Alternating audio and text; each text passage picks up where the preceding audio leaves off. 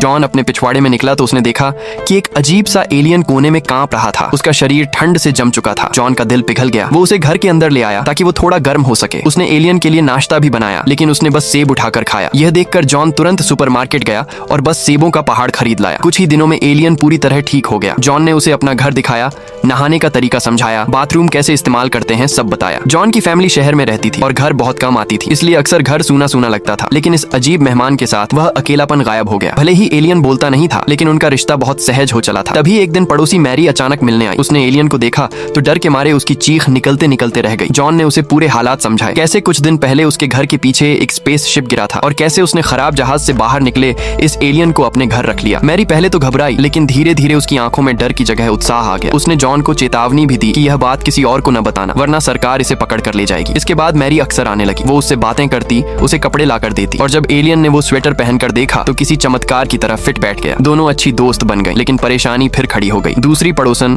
बूढ़ी जोई ने भी एलियन को देख लिया। गुस्से की जगह उसकी आंखों में जिज्ञासा थी। वो भी बहुत अकेली थी। उसने वादा किया कि राज कभी नहीं खोलेगी। इसी दौरान एलियन ने एक पेंटिंग दिखाई। उसमें 7 बिल्लियां बनी थी। जोई बोली, शायद यह हमसे कुछ कहना चाहता है, शायद इसे 7 बिल्लियां चाहिए। अगली सुबह दरवाजे पर एक मरी हुई बिल्ली पड़ी थी। उसके शरीर पर गाड़ी के साफ निशान थे। एलियन ने उसी शाम एक और तस्वीर दिखाई, इस बार स्पेस शिप की। मैरी को अचानक समझ आया, ओ, इसे अपनी जहाज को चलाने के लिए 7 बिल्लियों की जरूरत है। तीनों बुजुर्ग तुरंत बिल्ली के शव ढूंढने में लग गए। कुछ ही समय में 7 के 7 इकट्ठे हो गए। एलियन ने एक चांदी सी चादर निकाली और बिल्लियों पर डाल दी। अगले ही पल बिल्लियां हलचल करने लगीं। वो जैसे किसी अदृश्य खींचाव से एक दूसरे से चिपक गईं और चादर के साथ मिलकर लाल रत्न का रूप ले लिया। एलियन ने उस रत्न को अपने जहाज के अंदर लगाया और स्पेसशिप धीरे धीरे हवा में उठने लगी। उसी समय सरकारी एजेंसी ने इस अनोखी ऊर्जा को पकड़ लिया और एजेंट्स को पकड़ने भेज दिया। जहाज का दरवाजा खुला और एलियन जाने को तैयार था। ये तीनों बुजुर्ग दोस्त उदास खड़े थे। जोई ने उसे एक क्रिस्टल बॉल दी, मैरी ने अपने हाथों से बुना स्वेटर दिया और जॉन ने अपनी एक फोटो। लेकिन तभी एलियन ने इशारा किया, वो उन्हें भी साथ ले जाना चाहता था। जॉन का दिल बच्चे की तरह खुश हो उठा। वो तुरंत मान गया। लेकिन तभी घर के अंदर फोन बजा। उसकी बेटी थी। वो बड़ी प्यार से उसकी तबीयत पूछ रही थी। I love you dad, I love you too. Call करते ही जॉन के कदम रुक गए। वो जाने या न जाने के बीच उलझ गया। तभी बाहर जोरदार थपथपाहट हुई। सरकारी एजेंट दरवाजा तोड़ने वाले थे। जॉन समझ गया कि अब सोचने का समय खत्म हो चुका है। वो भागते हुए पीछे गया